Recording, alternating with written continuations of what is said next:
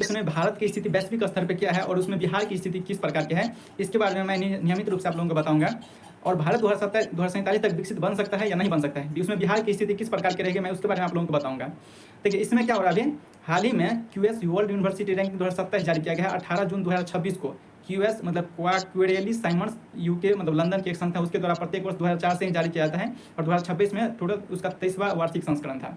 इसमें अमेरिका में टोटल 106 देशों के 1500 यूनिवर्सिटी को इसमें शामिल किया गया है। इसमें अमेरिका के टोटल 192 यूनिवर्सिटी को शामिल किया गया है, जबकि लंदन के मतलब ब्रिटेन के टोटल 92 यूनिवर्सिटी को शामिल किया गया है। इसके साथ ही चाइना के 85 यूनिवर्सिटी को शामिल किया गया है। इंडिया के 52 यूनिवर्सिटी को, पाकिस्तान पड़ोसी देशों की यदि बात किया तो पाकिस्तान के 18 यूनिवर्सिटी को, बांग्लादेश के 13 यूनिवर्सिटी को और श्रीलंका के 2 यूनिवर्सिटी को शामिल किया गया है। हालांकि पड़ोसी देशों की स्थिति की बात की जाए, जिसमें कि यदि चाइना को छोड़ दिया जाए तो भारत की स्थिति बेहतर है, परंतु हम चाइना से मेरा कंपटीशन क्योंकि होने वाला है हमारे इंडिया का, तो इसीलिए चाइना की तुलना में भी हमारा देश काफ़ी पीछे चल रहा है।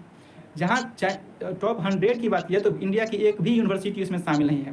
नंबर 1 पे है MIT अमेरिका की यूनिवर्सिटी है, और नंबर 2 पे देखिए मैंने पूरा उसको कंप्लीट किया हुआ है, और उसमें नंबर 2 पे है इंपीरियल कॉलेज लंदन के कॉलेज है, तीसरा है स्टैनफोर्ड यूनिवर्सिटी USA का है, और चौथा है ऑक्सफोर्ड यूनिवर्सिटी UK का है, पाँचवा है हार्वर्ड यूनिवर्सिटी USA का। मतलब 5 टॉप 5 में 2 ही देश का है, या तो USA या फिर UK है।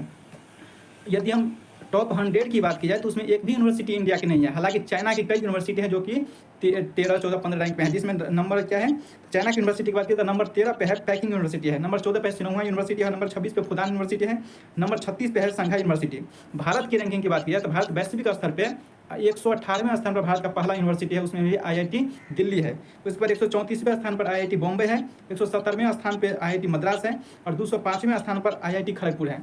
अब बिहार की बात की जाए तो बिहार का मात्र एक यूनिवर्सिटी शामिल है, इतना बड़ा, जबकि 128 में से एवरेज भी बिहार में नहीं है। एवरेज भी होना चाहिए तो कम से कम 28 राज्य है, तो 28 राज्य 8 के अनुसार पड़, मान लीजिए 36, तो फिर भी कम से कम 3 यूनिवर्सिटी होना चाहिए, लेकिन बिहार का मात्र एक यूनिवर्सिटी शामिल है इसमें, और उसमें भी IIT पटना मात्र है।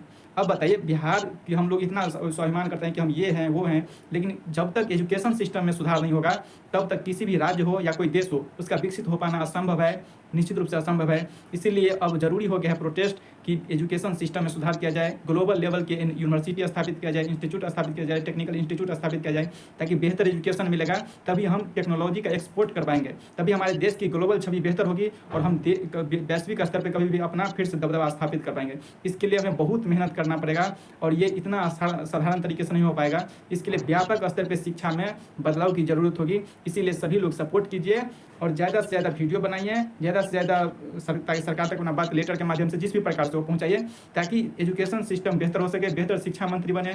ऐसे नहीं कि अनपढ़ व्यक्ति को शिक्षा मंत्री बना दिया जाए और जो पढ़े लिखे व्यक्ति है वो एग्जाम देते रहे और पेपर लीक होता रहे। इसलिए आज मैंने जो बताया है कि हायर एजुकेशन में बिहार और भारत की रैंकिंग क्या है, क्या स्थिति है, तो इसको मैंने बताया है। हालांकि कई वर्षों में सुधार हो रहा है, लेकिन अभी भी काफ़ी प्रयास करने की ज़रूरत है, और ये प्रयास काफ़ी तीव्र तरीके से करने की ज़रूरत है। थैंक यू, धन्यवाद। और कौन कौन से स्टेप्स लेना चाहिए ये आप लोग भी बता सकते हैं कमेंट में। थैंक यू, धन्यवाद, जय हिंद।